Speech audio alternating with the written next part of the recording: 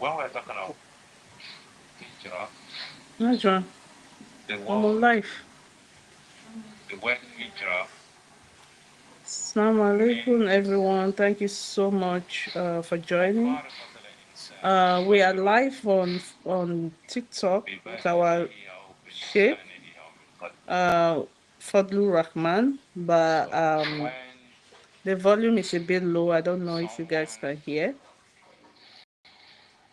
separates by My volume is so low. Why? body, by tongue, or by heart from another person or from other things. So that is hijrah. That is hijrah.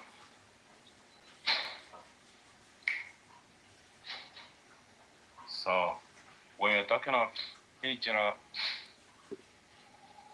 linguistically, that is all about it. But when it comes to Islamic Sharia, it is more than that. Hijrah is more than just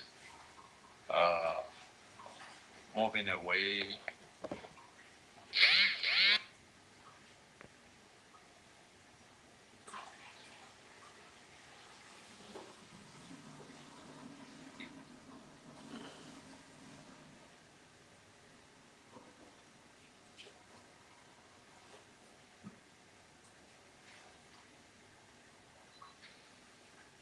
I think we lost him through the. Yes, and the volume was quite very low. So let me see if I can bring him back. Yeah, it's not ready to be back. I think we lost him. So we are streaming live on Facebook, Instagram, TikTok, and YouTube as well. So we just lost our Ustaz. We are trying to bring it back. Yeah. Let me try to. Okay, another invite. Hold on. Muhammad Jima, you're welcome. Thank you for joining. Yes, yeah. Hello? Yeah, we can hear you, sir.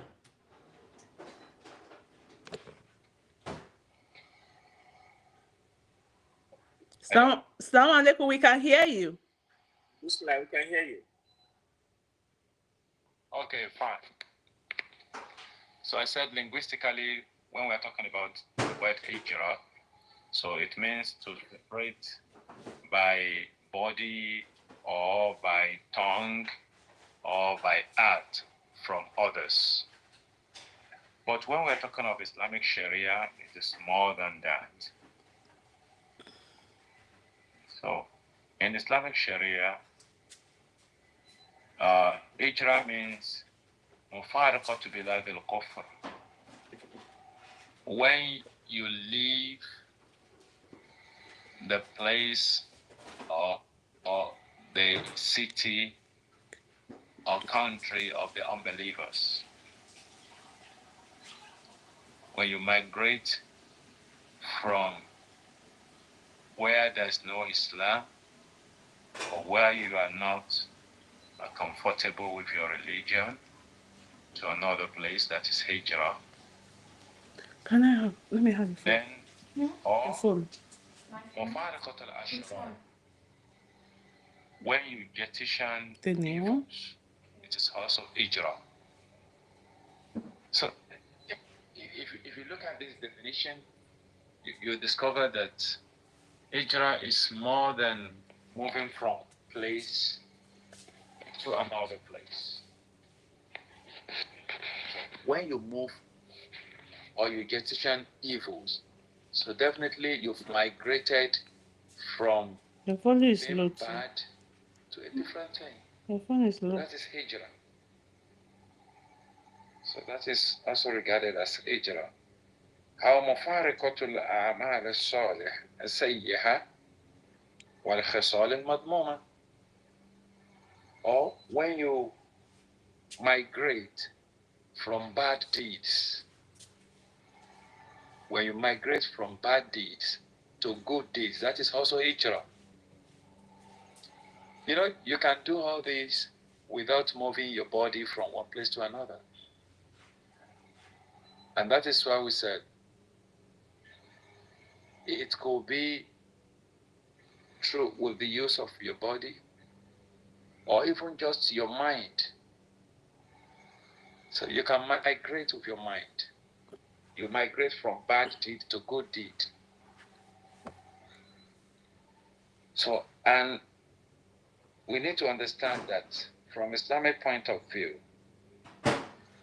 hijrah, Collect Anissa phone from me. history didn't start with the Prophet Muhammad sallallahu alaihi wasallam. It could be regarded as the sunnah of the prophets even before Prophet Muhammad. Now, Mama, my glasses. Allah reported Ibrahim alayhi salam My bag. in the Quran when he says, "Inni dhahibun ila rabbi sayahdin." I'm migrating to my Lord and he will guide me. So migration is not limited to the Prophet Muhammad sallallahu alaihi wasallam. It was recorded in the Quran that Ibrahim alayhi salam migrated twice. He migrated to Masjid al-Aqsa, and it was also recorded that he migrated to Mecca in the Quran. That when he migrated to Mecca, he went there with Ismail and his mother. The Quran reported that he dropped them there. He left them there and he prayed. ربنا إني أسكنت من ذريتي بواد غير ذي زرع عند بيتك المحرم. That, oh Allah, my Lord, I dropped my son, my wife, in a place that is not even suitable for farming. You cannot plant anything there. Nothing sprouts from the land. In the Bayt al-Muharram. Then there was foundation of Kaaba there. There was foundation of Kaaba. He dropped them there during this hijrah that was reported in the Quran. So it is not just the sunnah of the Prophet Muhammad sallallahu alaihi wasallam. Yes. And even before the hijrah of the Prophet from Mecca to Medina, the Prophet has allowed some of the companions to migrate to Ethiopia. No, that is Habasha then. My power back. I think Habasha then comprises of Ethiopia and Eritrea. Maybe probably part of Somalia, Wallahu Alam. And why? What led to this hijrah? So this is one of the things that we need to understand. What led to the hijrah of the companions from Mecca to Ethiopia? Then what led to the hijrah of the Prophet Muhammad sallallahu alaihi wasallam to Medina? It was recorded in the history that لما اشتد عليهم الأذى من الكفار في مكة خرجوا إلى أرض الحبشة مرتين فرارا بدينه. So when the persecution of the unbelievers becomes, when it became unbearable for the Muslims, they had to leave Mecca. فرارا بدينهم, running away with their religion in order to protect it. So the most important reason is that they left their homes, they left their families, they left everything they had, in order to protect their religion.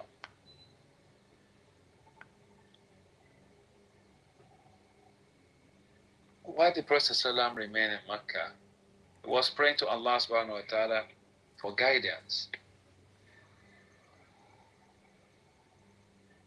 until Allah subhanahu wa ta'ala granted him the permission also to leave Mecca for Medina. There are a lot of benefits that we need to learn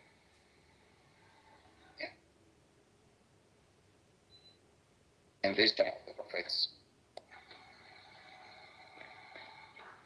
One, we read in the history that when the Prophet ﷺ was about to leave Mecca to Medina, they had a lot of serious planning.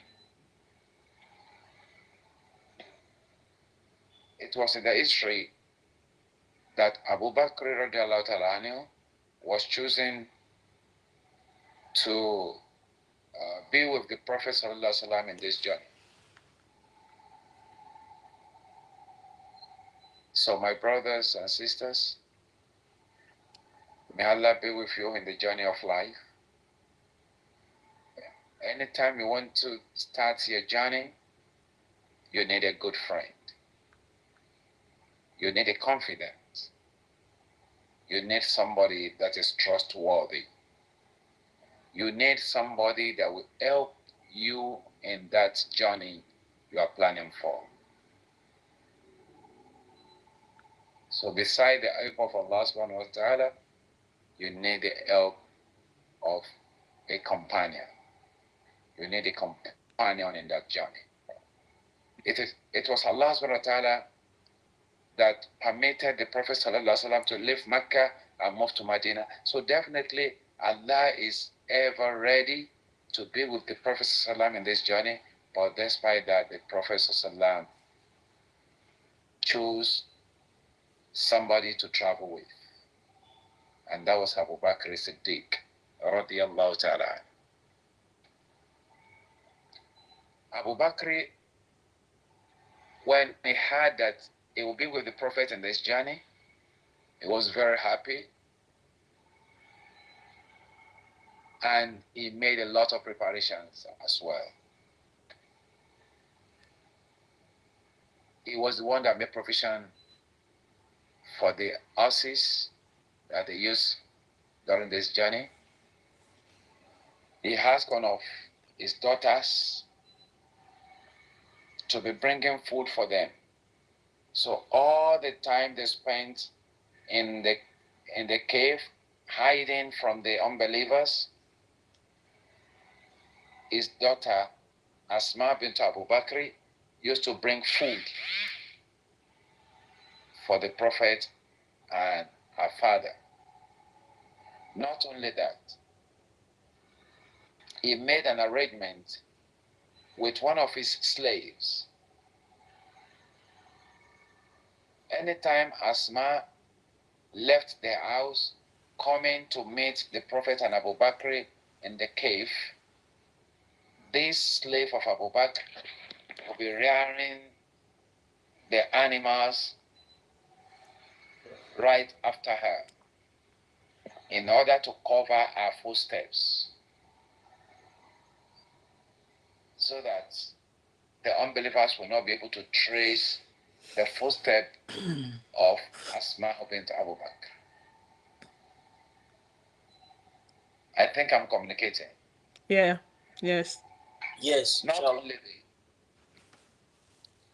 when the Prophet ﷺ was about to leave, that particular night, the Prophet didn't go in the afternoon, despite the assurance from Allah subhanahu wa ta'ala that he should leave and move to Medina.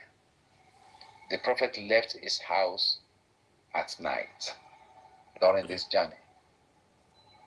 Not only that, he left Ali ibn Abi Talib on his bed.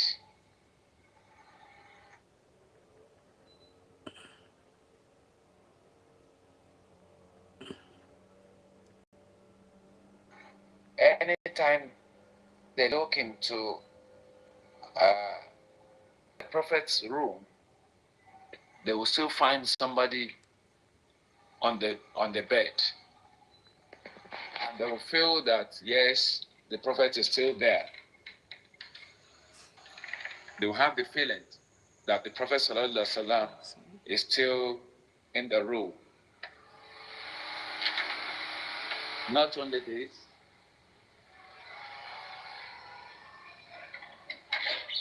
when he was going, he started praying. The Prophet started praying, despite the fact that Allah subhanahu wa ta'ala has given him the chance.